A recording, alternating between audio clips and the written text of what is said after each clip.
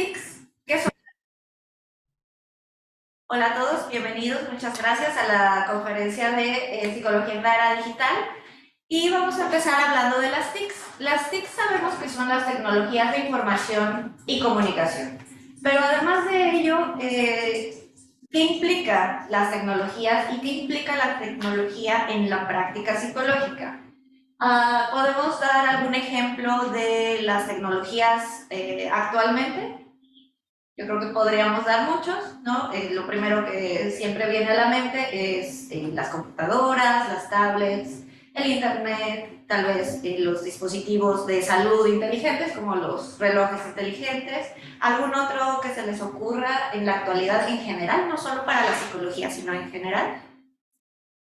La realidad virtual. La realidad virtual, exactamente. Herramientas como realidad virtual, realidad aumentada o la realidad mixta, escenarios inmersivos en donde ya podemos adentrarnos en contextos que son difíciles de acceder, por ejemplo, bueno, para algunas regiones.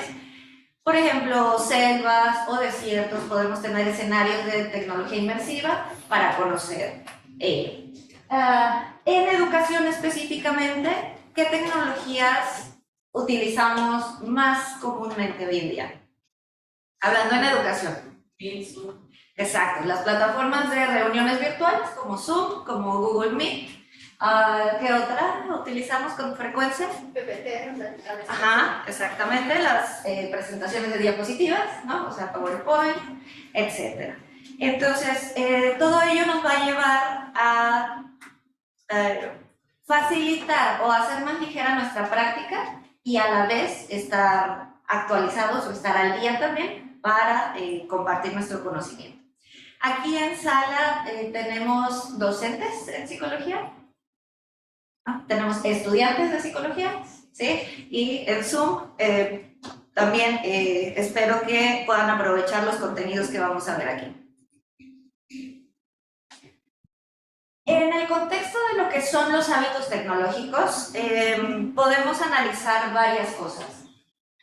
Bueno, la definición de TICs, conocemos a qué se refiere, pero si queremos abordar un poquito más profundo la definición, hablamos de estas herramientas que integradas en la educación o en el campo educativo nos van a ayudar a que surjan nuevos escenarios, a proponer estos nuevos contextos, como decíamos, de las tecnologías inmersivas o la realidad virtual, para mejorar el desarrollo de la misión docente, si estamos hablando dirigido a los profesores, pero también para los alumnos, ¿no? Algún reporte o algún proyecto que ustedes desarrollen también muchas veces ya incluye la tecnología, no solo el Word, o sea, no solo un papel, un procesador de textos, sino también ya implica algunas otras tecnologías. ¿Qué sabemos del consumo tecnológico, de los hábitos tecnológicos en general de las personas? Aquí, como estamos en la Universidad del Desarrollo, me gusta también hablar qué pasa con la población infantil, ¿no? El consumo de dispositivos tecnológicos en edades tempranas. Al menos niños mexicanos de alrededor de 4 años, en un estudio que realizamos en México, encontramos que el 17% de los niños menores de 4 años ya cuentan con un dispositivo propio. Esto fue un estudio del 2016. Nos gustaría ver ahora el efecto después de la pandemia, cómo ha cambiado este porcentaje. Pero ya desde ese entonces teníamos un porcentaje del 17% con dispositivo propio. Vimos que más del 50% de esos niños utilizan sus dispositivos para el juego, ¿no? Jugar o ver videos. Lo utilizaban más de 3 horas al día. Y en general el 74% de los padres tienen una opinión positiva al respecto del uso de las tecnologías por sus bebés. Entonces, el porcentaje es bastante alto. ¿Lo creen cierto? O sea, ¿creen que es así? ¿O creen que en general sí? ¿Por allá sí? Es como, sí, ambiguo. Tenemos que considerar que los padres que consideraron, perdón la redundancia, el uso de tecnologías como positivas, es porque ya nos habían contestado lo demás, ¿no? Entonces, cuando vieron que sus hijos utilizaban mucho la tecnología, dijeron, pues ni modo que les conteste que es negativo, ¿no? Entonces, hay un sesgo ahí en esa respuesta. Sin embargo, lo que no tiene mucho sesgo es el recuento de las horas que desde chiquitos usan los dispositivos. En los adultos, ¿qué pasa? 9 horas al día aproximadamente en el uso de Internet. ¿Cómo andamos nosotros? ¿Arriba o abajo de eso? 9 horas. Se considera todo, ¿no? Del trabajo, las redes sociales en casa, antes de acostarnos, cuando estamos revisando el móvil, todo eso cuenta. 9 horas al día, casi, no casi, más de la jornada de trabajo, ¿no? En Internet. Más de 4 horas de esas 9 son en el dispositivo móvil y 77.2% es para el uso de redes sociales. Entonces las redes sociales están súper presentes. Y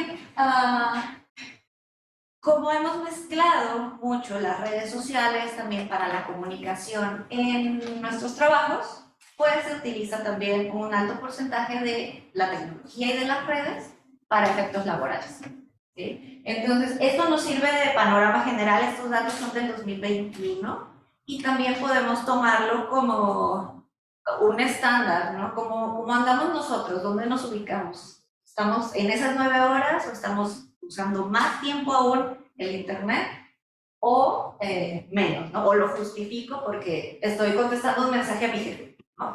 O a mi profe, o a mi compañero porque es tarea. Entonces hay que hacer una pequeña reflexión acá.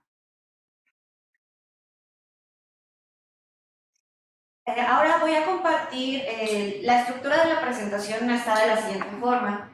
Les quiero presentar algunas herramientas que son comúnmente utilizadas para la práctica profesional, específicamente para la práctica de la psicología, pero diferenciadas por áreas, disciplinas, bueno, por áreas de especialidad en psicología. Vamos a hablar de herramientas para el psicólogo clínico, para el psicólogo experimental, el social, organizacional, el neuro y educativo. Entonces, ¿quiénes de aquí son clínicos o les gusta como el área clínica? ¿No? Perfecto, vamos a ver qué tenemos hoy en día como opciones.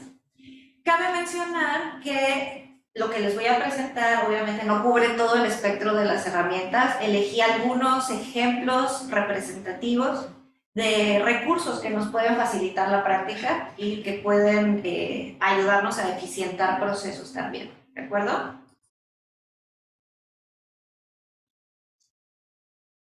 Entonces, ¿qué pasa en la psicología clínica? Cuando nosotros hacemos práctica clínica ya profesional o incluso si ustedes llevan a cabo prácticas profesionales desde la licenciatura, pues es el trabajo con el paciente. Estamos en constante capacitación para atender de la mejor manera posible a nuestros pacientes. Es un contexto privado, digamos, ¿no? Estamos trabajando el paciente uno a uno con el terapeuta.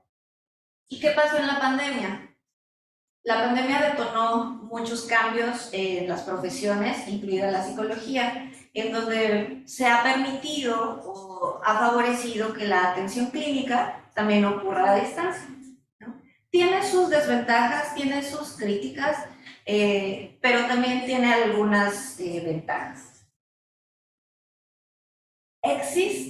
Lo que hemos hecho o lo que en general sucedió es que recurrimos a las herramientas que ya conocíamos como el Zoom o como el Meet para reunirnos con nuestros pacientes.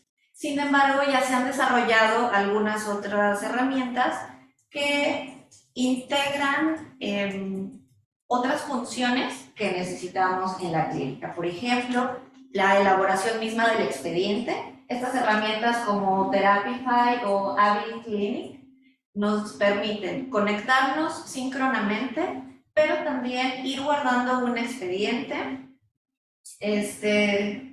analizar factores, hacer evaluación también. Generalmente recurrimos a alguna prueba de aprendizaje o alguna prueba de desempeño de algún proceso o dominio. Estas plataformas nos ofrecen un catálogo de herramientas que podemos aplicar desde la misma plataforma síncronamente y nos califican, ¿no? Nos califica y nos archiva. Entonces nos ayuda a el manejo de nuestros datos y de nuestros expedientes. Asimismo, desde antes de la pandemia sabemos que existían recursos que nos ofrecen atención psicológica en línea. Pienso que en Chile tienen también un número a nivel nacional, puede ser, como del Ministerio de Salud o de áreas más formales, o de instituciones educativas o de instituciones de salud. Generalmente se ofrece un teléfono de ayuda para emergencias de tipo psicológicas o atención periódica sin que sea emergencia a través de vía telefónica. Ya con herramientas más desarrolladas tenemos plataformas de atención. Estas generalmente se asocian más con las instituciones educativas. Por ejemplo, en México la UNAM tiene su propio centro de atención vía telefónica y ahora también online, en donde como si fueran a hacer una reserva de hotel, ustedes se meten, quiero mi cita a tal hora, te toca tal terapeuta o elijo a mi terapeuta ya de asignado y asisto. Es una dinámica distinta, si bien las funciones son las mismas, hacerlo vía virtual tiene también sus propias características y sus ventajas.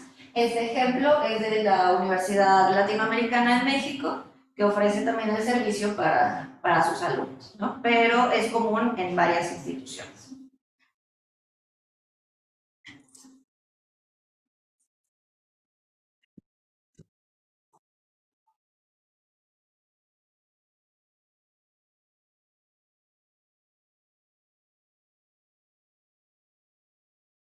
Y pues también para el área experimental, ayer estaba platicando con un grupo de estudiantes del doctorado, del primer año de aquí de la UDD, y me platicaban su experiencia o su percepción sobre el área de psicología experimental.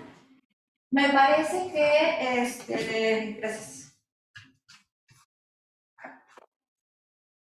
En general, mi percepción es que la psicología experimental es poco conocida en cualquier institución, ¿no? En México, desde la Facultad de Psicología de la UNAM, ofrecen esta área. ¿Y a qué se refiere? ¿Qué es lo que abarca? La psicología experimental es un área que utiliza el método experimental para estudiar procesos o para estudiar la conducta de las personas y de los organismos en general, no solo de las personas. Entonces utiliza método científico y utiliza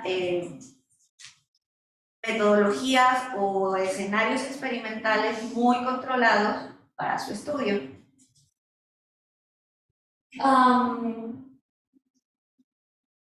Existen dentro de la misma psicología experimental diferentes autores que han propuesto diferentes paradigmas o diferentes conceptos, pero los ejemplos que yo les traigo de las herramientas consisten en, por ejemplo, apps. Tenemos aplicaciones para el teléfono móvil o para la computadora que nos permite hacer registros conductuales. Un registro conductual básicamente es identificar la conducta que quiero modificar, digamos, una persona que es fumadora y que quiere dejar el hábito de fumar, se le pide que haga un registro de cuántas veces al día o de cuántos cigarros se fuma al día, ¿no? Y se va registrando por un periodo de tiempo que nosotros determinamos como psicólogos y vamos evaluando los cambios, podemos observar qué influye y qué no influye, y poco a poco ir modelando la conducta adictiva para disminuirla o eliminarla. Obviamente no es tan fácil como suena, ustedes lo saben, pero herramientas para registro conductual. Existe una app que se llama County, que nos permite ir haciendo el registro. O sea, esa app ya tiene los formatos, les va haciendo las gráficas, y les va haciendo un resumen de los datos de interés para tener un mejor control y una mejor predicción de la conducta de sus pacientes, por ejemplo. Es interesante para mí porque un registro conductual se puede hacer con una hoja de papel, o sea, lápiz y papel y hacer mi tablita y así con palitos ir contando. Pero ya cuando tenemos estas herramientas decimos, no, pues es que sí es más fácil, la verdad, ¿no? Si ya me grafica, ya me suma, entonces me da más información y de manera más rápida. Para los paradigmas experimentales también se han adoptado las plataformas de reuniones como Zoom, pero no para la interacción con el paciente, sino para presentar experimentos en pantalla. ¿Alguno de ustedes ha sido voluntario de algún estudio de psicología y los hayan invitado a participar? ¿Sí? ¿Fue virtual? O sea, bueno, fue más bien con equipo de computadora. Ah, perfecto. Sí, ahí podemos presentar diferentes experimentos. ¿A qué me refiero con los experimentos?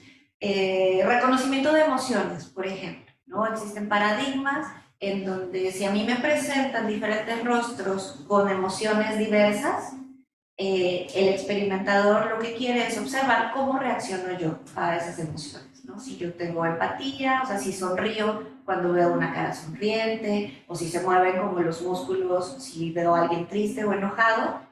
Ese tipo de medidas se pueden hacer y son estudios que sé que les son familiares a ustedes, ¿no? Reconocimiento emocional, temas de apego.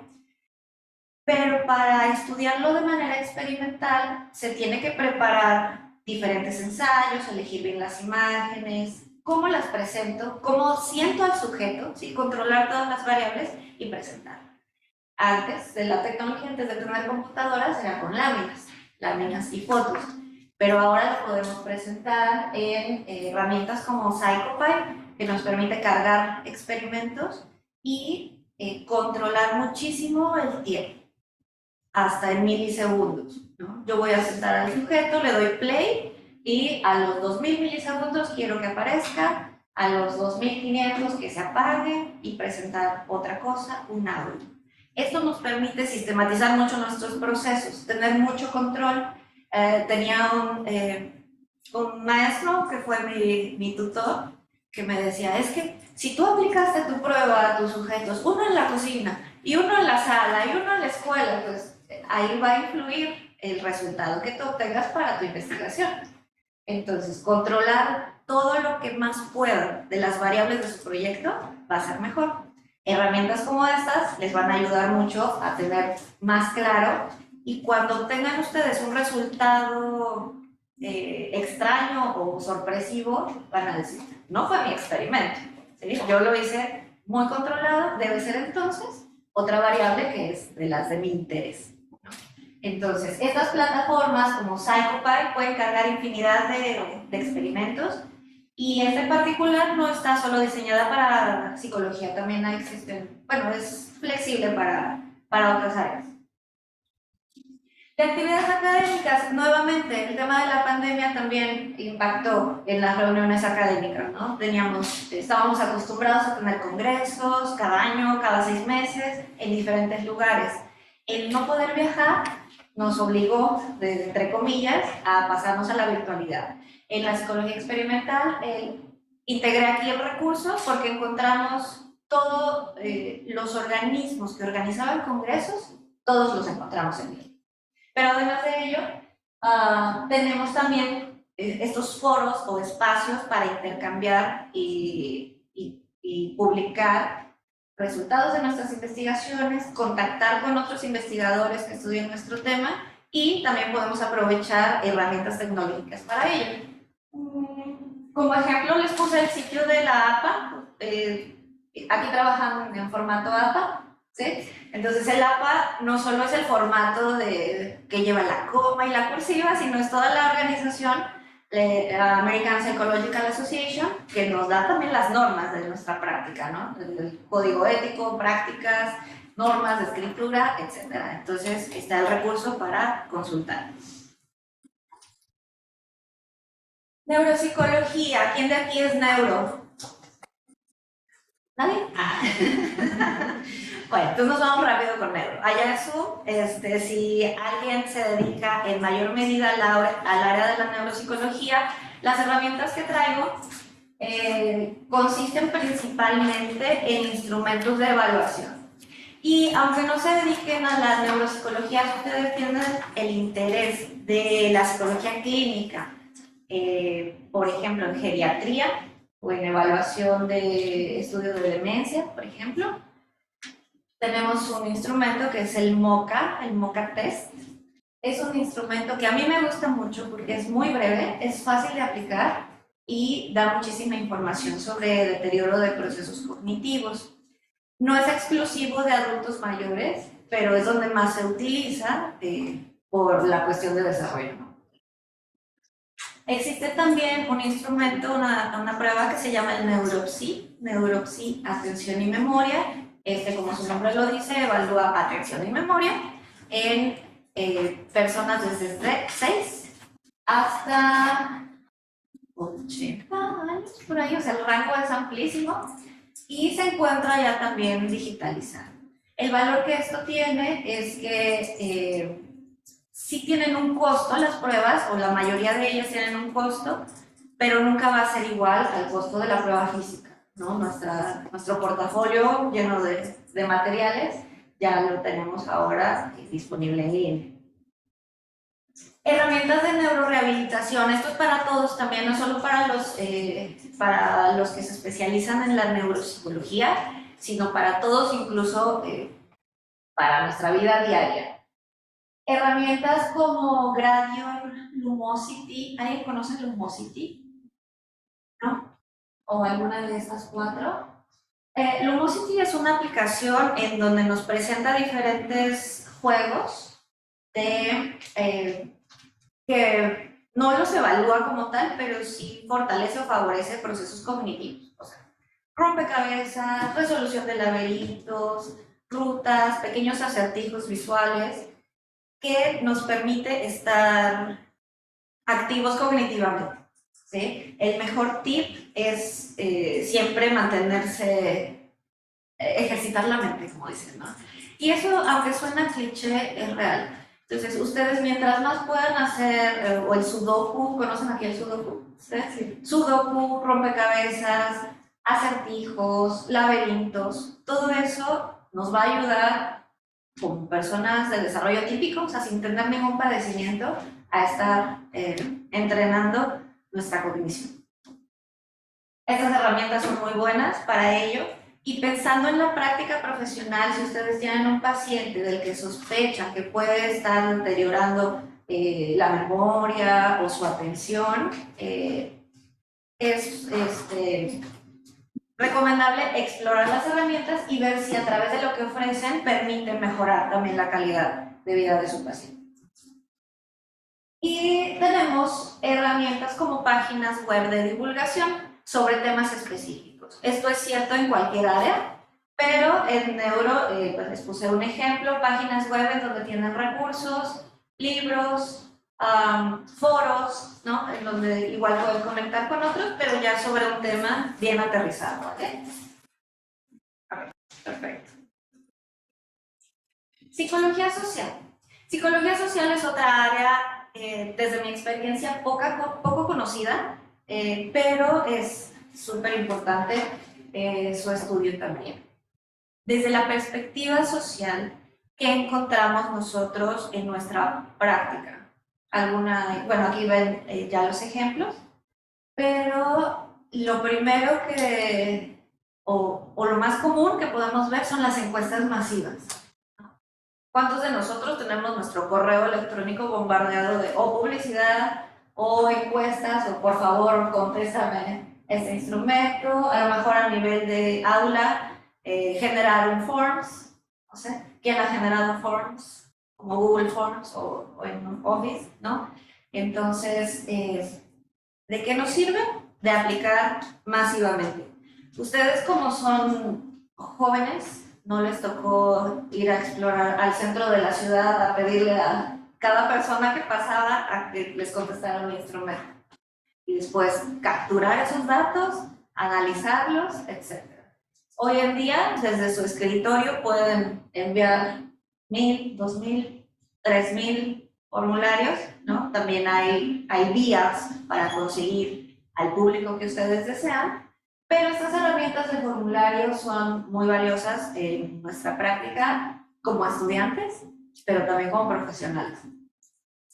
La de SurveyMonkey es otra marca, otra herramienta que es de encuestas, nos hace estadísticas también, nos genera bases de datos, gráficas.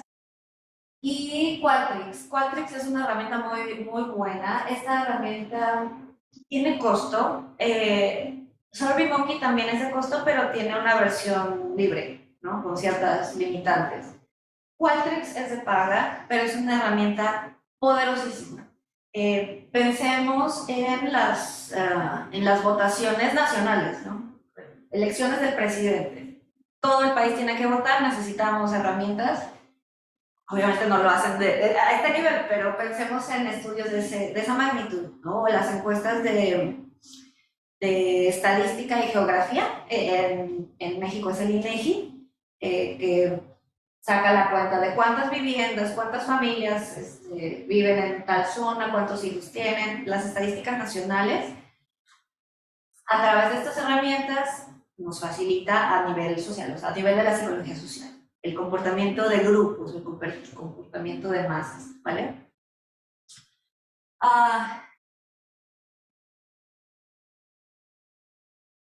En este sentido, podemos identificar también algunos autores que trabajan estos temas.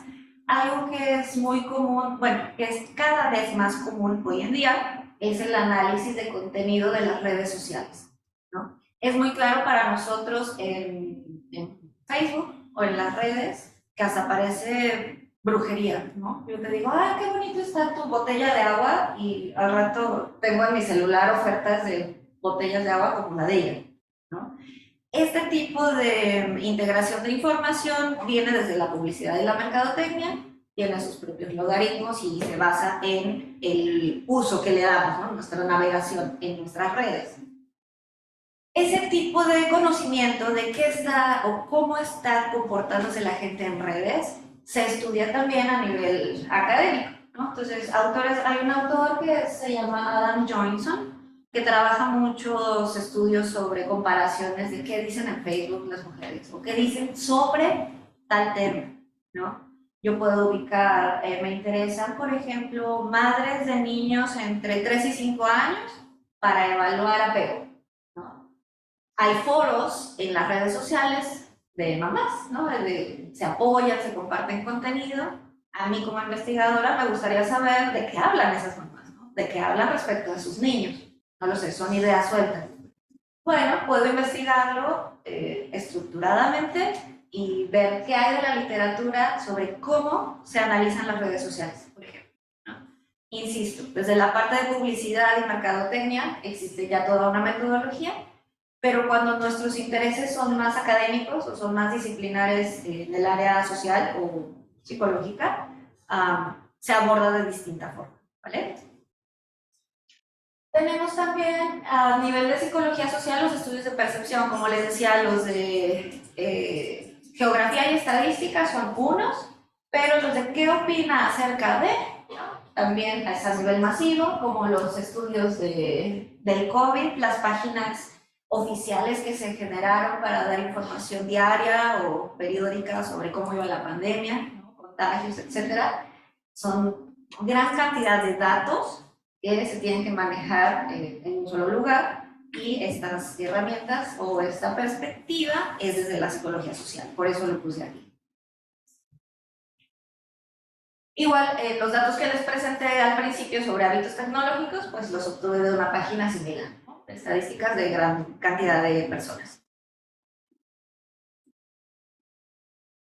En la psicología organizacional, muchas veces estudiamos psicología porque queremos ser clínicos, ¿no? Tener nuestros pacientes, nuestro consultorio, pero por cuestiones de la vida nos dedicamos al área laboral, reclutamiento, selección de personal, capacitación de empleados, capacitación de directivos, formación de habilidades blandas, formación de competencias, ¿no? Todo eso aplica el psicólogo en el área laboral. ¿Qué herramientas tecnológicas podemos tener? Plataformas para hacer nuestra entrevista de selección. ¿no? Así como hay la plataforma para la evaluación clínica, tenemos también herramientas para evaluar candidatos. Las herramientas nos graban la entrevista, nos genera un reporte, ahí tenemos nuestra evaluación, podemos comparar a los candidatos, por ejemplo. Aplicar también pruebas dentro de la misma herramienta, las pruebas de ingreso, pruebas de admisión, también si son del área educativa, pueden hacerlo desde una misma plataforma. Como les decía, la capacitación o consultoras también existen ya a nivel virtual. Muchas empresas, muchas, ya no tienen una sede física, ¿sí? Ya todo es virtual. Entonces, todo se genera a través de sus sitios, su plataforma, y nosotros como usuarios, pues en nuestra computadora accedemos y tenemos ahí todas las herramientas.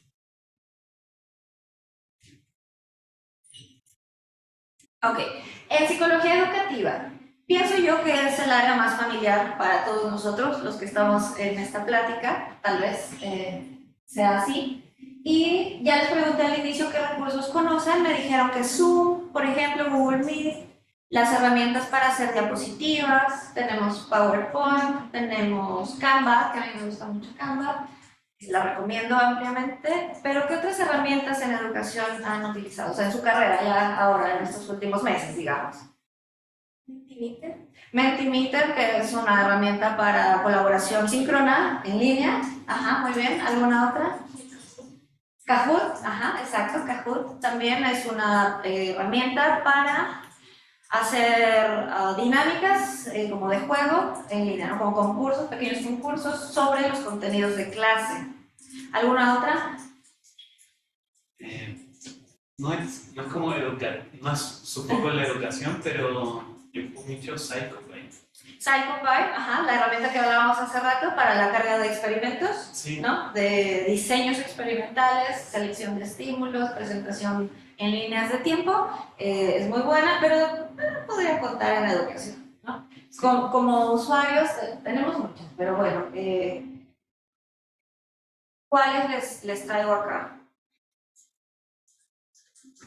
Las dividí en diferentes categorías, unas son herramientas, unos son recursos y otras son plataformas que ya mencionamos. De las herramientas mencionaron Kahoot, yo mencioné Canva, tenemos Genially, ¿alguien conoce Genially? ¿O Genially? ¿No? La recomiendo mucho. Es una plataforma para hacer también presentaciones de diapositivas, pero tiene muchas otras funciones.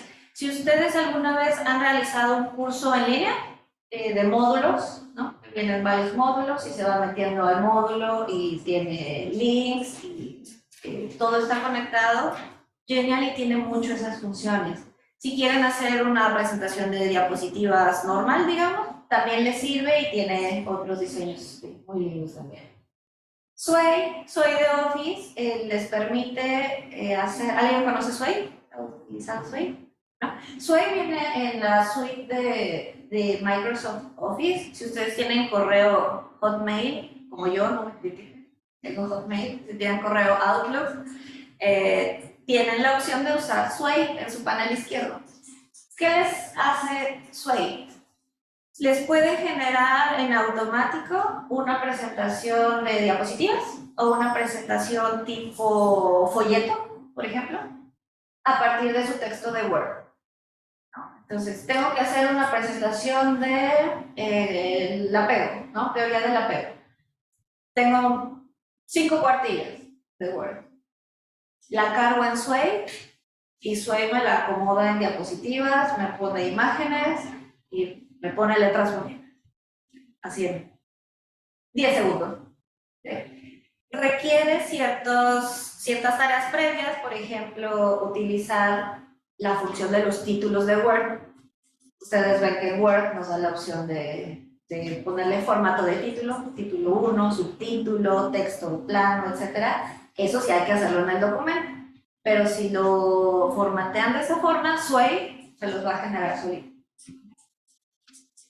No es para que se confíen y hagan todo el último día, pero es una buena herramienta también. Entonces, estas herramientas, las del lado izquierdo, en general son para realización de documentos, de presentaciones, de entregas de tareas. Powtoon es una herramienta que les permite hacer videos animados, es bastante amigable, explicar un tema en video, por ejemplo, sin que ustedes salgan, si no les gusta grabarse, generan un video animado de manera muy sencilla y son gratis también las versiones básicas. Y recursos para imágenes. Cada vez es más estricto o cada vez tenemos mayor conocimiento de los derechos de autor. Entonces, todas las imágenes que nosotros incluyamos en nuestros trabajos conviene que sean libres de derechos o que ustedes tengan el derecho de autor de cada imagen que utilicen. ¿Alguno ha utilizado estas páginas o ha utilizado imágenes libres de derechos? Así, ¿sí? Que se metan a buscar las imágenes. Estas páginas son las que a mí más me gustan, existen muchas más, pero por ejemplo FreePic es muy buena porque tiene muchos recursos bonitos gratis. Algunas dejan como lo bonito para ya que uno lo pague, ¿no? Y lo que no está tan lindo, pues es más o menos. Pero son muy buenas para trabajar con imágenes libres de derechos, ¿vale? En los recursos para psicología educativa que tenemos, blogs, también a mí me gusta mucho trabajar en clases con podcasts, generación de blogs, páginas web. Y una recomendación que yo le doy siempre a mis alumnos, si no lo han hecho, piénsenla y traten de implementarla. Es generar una página web personal en donde tengan ustedes sus datos, pero puedan ir cargando todo lo que ustedes generen de psicología. Por ejemplo, el profesor me encargó una investigación de ciclo de vida de la adolescencia a la adultez, ¿no? Hago un documento tipo revista o un folleto y lo subo a mi página. Entonces, en mi página puedo ir organizando por temas, me va a generar siempre un link que va a estar ahí disponible y todo lo que ustedes trabajen se va a acumular en un mismo sitio. Eso les va a ayudar después a estructurar su currículum vitae y tenerlo también en línea, pero es una herramienta, o sea, es un tip que cuando yo lo vi, porque lo vi a un alumno que lo hizo, dije, es que esto está muy bien, porque así como van avanzando en sus cursos, en el programa cada año, ahí cargan todo, o sea, todo lo que se pueda cargar, ¿no? O sea, no todo lo que hagan, sino todo lo que se pueda cargar, un podcast, una grabación, un video informativo que hagan de otra materia, ¿no? Metodología de investigación. ¿Qué son las variables continuas, variables discretas? ¿No? O sea, qué aburrido. Me meto a Powtoon, hago un video animado, no salgo yo, lo cargo en mi página y siempre va a estar el link ahí. Entonces, es algo que yo les sugiero, siempre que les pidan tareas, ahora es más común también, generen un video, o hagan una grabación, o hagan una presentación, siempre generen un link y lo van a tener todo concentrado en un solo sitio y creo que les puede funcionar. Es un tip que yo vi que era muy útil para los alumnos. Bueno, los recursos para podcast, si les gustan hacer grabaciones de audio, las páginas web personal, por ejemplo, Wix y Squarespace. Squarespace es muy buena, muy buena, muy bonita. La versión básica es limitada, pero si tienen forma de pagar la versión completa, la verdad es que les da muchos beneficios. Y las plataformas que ya conocemos, una que no nombramos es Jitsi. Jitsi es una plataforma gratuita también para reuniones, sin límites de tiempo. Muy bien, ¿cómo vamos hasta aquí? ¿No los he aburrido? ¿No? Ok, perfecto. Vamos a hacer entonces, bueno, primero díganme si algún recurso les gustó o les interesó, al menos uno de todos los que presentamos. Al menos un recurso les gustó. ¿No? ¿Así? Así.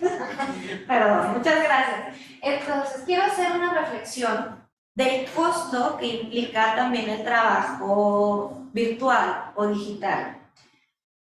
Yo soy una persona que es muy partidaria de la presencialidad. A mí me gusta mucho trabajar en vivo, ¿no? Sobre todo en las reuniones, porque los retrasos que tiene el audio siempre impiden como que la comunicación sea natural. Me gusta mucho platicar en vivo, discutir ideas. Sin embargo, sabemos de todas las ventajas que nos da la tecnología y decimos, vamos a utilizar pues un PowerPoint, vamos a utilizar Sway, el que les conté, ¿no? En un minuto ya tengo mis diapositivas, pero también tiene un costo. O sea, trabajar en la era digital o en la virtualidad también tiene un costo. ¿Cuánto tiempo se tardan ustedes? Quiero que me ayuden a hacer un estimado personal en realizar una presentación de diapositivas. Digamos, una presentación de 15 diapositivas, con portada y referencias.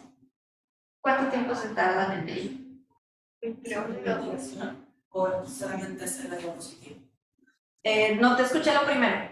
Que con todo el trabajo de investigación. Sí, claro. No, la presentación. O sea, ya hiciste tu búsqueda y selección, ya tienes tu información en Word, digamos. Ahora hay que hacer la presentación. Una hora. Una hora, 1 o 2 horas. 1 o 2 horas, como 1 hora más o menos. Una tarde entera, sí, puede ser. Cuando nosotros, bueno, el equipo de colegas en México, una vez hicimos un simposio para un congreso, un simposio de pósters. Entonces éramos 4 personas, cada una llevaba un póster, ¿no? Con nuestros trabajos. Donde más nos tardamos fue en elegir el diseño del póster. Y a lo mejor a muchas personas no les importa, ¿no? El diseño, pues pongo blanco, le pongo azul, o le pongo ya el decorado que es predeterminado. Pero todo eso también va a impactar en nuestro trabajo, ¿no? En lo que queremos proyectar, en lo que se va a incluir. Entonces, elegir la herramienta precisa también nos va a llevar un tiempo. Ahora, costo económico. Tenemos muchas opciones de herramientas gratuitas. La mayoría tienen una versión gratuita, aunque después cobren, pero la mayoría tiene una versión gratuita. Y nosotros decimos, pues es que es gratis también, o sea, voy a usar Canva y es gratis, o sea, su versión gratuita, pues no pago. Pero pagamos también nuestro internet, pagamos nuestro equipo de cómputo, pagamos nuestra energía eléctrica, ¿sí? Todo ello también implica un costo. Les puse un estimado de los precios de algunas herramientas en pesos mexicanos, porque pues vengo de ella, pero también en dólares para que puedan hacer mejor una conversión. Y creo que me vi con precios muy bajitos. Por ejemplo, un teléfono celular en México sí lo podemos encontrar todavía alrededor de $160. Puede haber, muy básico. A lo mejor ese no me va a servir para hacer todo lo que quiero hacer en línea, ¿no? A lo mejor ese no me va a servir para ver a mi paciente online, pero lo puedo encontrar a ese precio. Pero el costo del internet, el costo de Canva, por ejemplo, o sea, tener acceso al recurso completo, la versión premium, también tiene un costo. Si le empezamos a sumar todo lo que gastamos, pues a lo mejor ya no es tan gratis, ¿no? A lo mejor sí tiene un peso más o una consideración en nuestra cotidianidad. ¿Algún comentario hasta aquí de esto, de esa reflexión de costos, precios? ¿O está muy alejado? ¿Cómo lo ven respecto aquí a...? Sí, o sea, según yo, últimamente el internet siempre ha ido a efectivamente que uno pague. Antes era efectivamente muchas cosas eran gratuitas, pero ahora sí todo va al pago, la aplicación se pone el pago, publicidad. Sí, exacto. Cada vez tenemos opciones que nos ofrecen, sí, la versión gratuita, pero cada vez con menos cosas. Siento yo también, ¿no? Sí, es mejor pagar. Hay algunas modalidades que te dicen, bueno, vas a usar esta imagen, pues paga solo la imagen, ¿no? O sea, no me pagues el mes. Si vas a usar solo una, pues paga esa imagen. $1, no sé, $2. Y vamos comprando por imagen. Eso también es algo muy dinámico que nos ofrece esta modalidad. Y ya, por ejemplo, en esta presentación, el día de hoy, yo les he traído 60 recursos. En mis diapositivas ustedes vieron una lista de 60 recursos, entre páginas web, apps, referencias, alguna bibliografía, instrumentos. ¿Sintieron que fueron 60? ¿Más o menos? ¿Qué sintieron? ¿Fueron menos? Sí, ¿no? Se veían poquitos, porque elegí así poquitos para cada área, pero les presenté 60 recursos. El 100% de esos recursos fueron virtuales. ¿Sí? Esta presentación yo la hice en Canva. Les digo que el diseño de los que tienen Canva me agrada. Y el 100% de lo que les presenté es virtual. En este código QR pueden descargar la lista con el link de esos 60 recursos. Yo sé que los anotaron algunos, pero pueden descargar una hojita donde vienen todos con su respectivo link. Para cualquier consulta pueden entrar al documento y acceder a cualquiera de ellos. Igual están clasificados por las áreas, así como se los presenté, ¿vale? ¿Pudieron ingresar? ¿Pudieron acceder al documento? Excelente. Entonces, si por ahí... ¿Tiene ahorita? Ahí sí. ¿Ahí está? Ok, perfecto. También los que están viendo a través de Zoom, también lo pueden escanear y descargar ese PDF, y si le dan clic en los enlaces, los lleva directamente al sitio del recurso. ¿Vale? Y eso sería todo por mi parte. Muchísimas gracias. Les comparto mi correo, paloma.suarez@tec.mx, es mi correo institucional. Y el código QR los lleva a mi página de ResearchGate. Esa es una página que no les presenté acá, pero ResearchGate es como el Facebook de los investigadores, es una red social, pero es una red académica, ¿no? O sea, social académica, porque es bastante seria y se comparten publicaciones. Ahí pueden acceder si tienen un mayor interés en el trabajo que he realizado. Pueden encontrar ahí mis publicaciones del estilo que les sugerí, pero yo tengo todo cargado acá en ResearchGate. Entonces, pósters de congresos, publicaciones, un par de libros, pueden acceder a ellos, al contenido también, a través de ResearchGate. Este es mi perfil personal. Con mucho gusto se los comparto si ustedes desean explorar. Y eso sería todo por mi parte. Muchísimas gracias.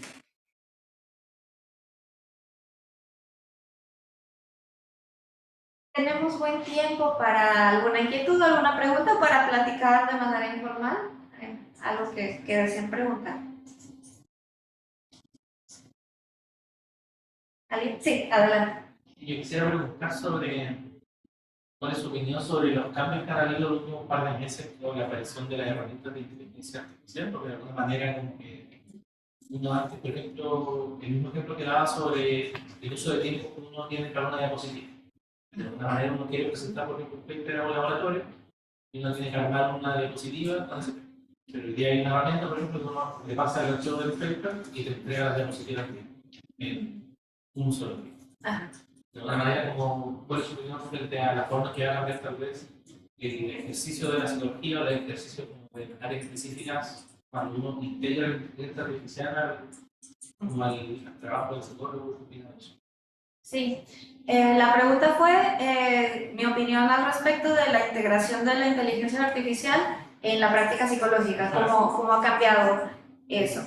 ¿Cómo va en el futuro? ¿Cómo va hacia el futuro también?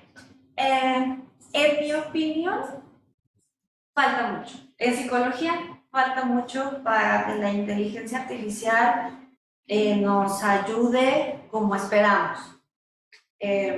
A nivel de estudiante, o sea, como herramienta para las clases, yo creo que es igual para todas las áreas, ¿no? O sea, no se distingue para la psicología o no. Hay, por ejemplo, propuestas de robots psicólogos, ¿no? Un robot psicólogo. No lo sé, o sea, capaz de atender al paciente, no lo sé. En mi opinión, creo que falta mucho trabajo de la inteligencia artificial porque, por ejemplo, en mi experiencia, en donde trabajo actualmente, que es el Tecnológico de Monterrey, son conocidos como institución por ser muy tecnológicos, o sea, el avance de la tecnología en educación, como muy avanzados. Tenemos tecnologías inmersivas, realidad virtual, etc.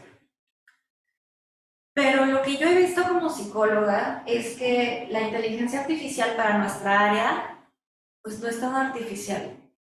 Sí se basa en logaritmos, sí se basa en frecuencias de alta ocurrencia, pero para estudiar la conducta no hay nada como una persona, o sea, como la persona y como tener el background teórico que te va a ayudar a explicarla. Entonces, son impresionantes. A mí me gusta mucho o sea, leer acerca y empezar a familiarizarme más con la IA, pero para la práctica de la psicología, de aquí en adelante creo que falta. Yo, Sí, la verdad es que también tengo esa misma preocupación. El otro día en clases con un profesor también nos hizo esa pregunta, como, ¿qué opinan ustedes de cómo va a pasar a ser el trabajo del psicólogo versus el trabajo de las inteligencias artificiales en esto? Porque si bien usted y yo comparto lo mismo que usted dice, como del tema de lo que tiene el ser humano psicólogo versus la inteligencia artificial para poder ayudar a una persona, sea en el área que sea, mi problema recae en el estigma que todavía se tiene sobre la psicología en general y en nuestra sociedad. Porque bien yo sé y nosotros sabemos que una persona quizás va a ser como más útil, entre muchísimas comillas, para poder ayudar a una persona, las personas todavía no saben eso. Y quizás una persona que le puede costar más como recurrir a un psicólogo va a encontrar más fácil, como dice mi compañero, hablar de una inteligencia artificial para pedirle ayuda. ¿Cómo podemos como finalmente expresarle a la sociedad como que quizás este no es el camino por el que nos tenemos que ir? Sí, sí, comparto mucho la opinión. No sé si yo diría que no es el camino todavía, creo que hay que explorar y probar, pero también tenemos, como me hiciste recordar la película de Her, ella se llama, que es un adulto que se enamora de su asistente virtual, ¿no? Es como esta integración ya de la inteligencia artificial en nuestra vida y cómo lo humanizamos, ¿no? Lo antropomorfizamos, ¿no? O sea, lo volvemos humano ¿no? Pero en específico para la psicología clínica faltarían herramientas, tal vez en otras áreas, no lo sé, tal vez en la neuropsicología tendría un avance más rápido, a lo mejor, ¿no? Pero en mi opinión, en todas las áreas de la psicología se necesita todavía y por varios años más se va a necesitar a la persona que sepa psicología. Ajá. yo me pregunto cómo, o sea, yo creo que, por ejemplo, el chat GPT y todo eso va a afectar mucho en la educación, mucho, mucho. Y porque efectivamente uno le puede pedir al chat GPT, hazme una investigación de tal tema y le puede hacer una investigación de tal tema. Y ahí los temas de la ética, yo creo que ahí es muy fundamental, específicamente la carrera universitaria. Porque, Bueno, cualquiera. Yo creo que también a nivel básico, secundaria, también va a ocurrir o está ocurriendo. sí. Yo creo que también quizás todas estas inteligencias artificiales, porque por ejemplo, hay un emprendimiento acá en Chile que efectivamente busca, me acuerdo que cuando estuve en la feria de emprendimiento, hacía una plataforma de salud mental que supuestamente era pura inteligencia artificial y le hacía como una terapia. No sé cómo será la práctica, pero efectivamente ya hay estas cosas. Yo creo que quizás en el futuro sea complementario, porque es como el psiquiatra, el psicólogo y quizás la inteligencia artificial. Exacto, sí, necesitamos fomentar más el trabajo interdisciplinario, multidisciplinario para abordar estos temas. Y sí, el chat GPT es todo un tema hoy en día y apenas en la semana, creo que vi en redes sociales que hicieron, era una publicación, pero en México le hicieron la pregunta de, ¿es lo mismo esto que esto? O sea, era una frase con sentido literal y un juego de palabras en doble sentido, un albur. Entonces, es lo mismo esto que esto. Y una persona, un mexicano que conoce el idioma y conoce los albures, pues se va a reír, es incluso una broma, etcétera, ¿no? Y el ChatGPT, sí es lo mismo, porque la estructura gramatical es así, y entonces acá es poco común, pero sí es correcto. Entonces dijeron, no, pues inteligencia artificial, 0. Mexicanos, 1. ¿No? O sea, vamos ganándole a la inteligencia artificial porque hay, finalmente el ChatGPT trabaja lenguaje. El lenguaje como proceso psicológico es inherentemente humano. Entonces, por más que puedan igualar productos escritos, el contenido de fondo puede ser que tenga otras definiciones, otras intenciones y otros significados de los que nos dice el diccionario. Entonces, la parte cultural todavía no se abarca tanto, ¿no?, en estas herramientas, pero la realidad es que también son muy impresionantes. O sea, sí son muy impresionantes. Pero sí, muy bien. Muchas gracias. ¿Alguna otra pregunta o inquietud? ¿O crítica también? ¿Se aceptan? No, me pregunta eso. Si alguien gusta preguntar. Ah, ya. Okay. A ver. Sale, estudiantes solo agradecer a la doctora Paloma ¿Puedes Suárez. escribirlo, hablarlo? Ya. Sale, solo agradecer a la doctora Paloma Suárez por tan extraordinaria conferencia. Los recursos que se han presentado son valiosos tanto para estudiantes como para profesionistas. Según esto que me permitirá mejorar las prácticas dentro de la psicología desde cualquier medio, modalidad y desde cualquier lugar del mundo, dentro de cualquier área. Muchísimas gracias. Un saludo desde México. Ah, perfecto. Saludos a México. Ya casi vuelvo. Muchas gracias.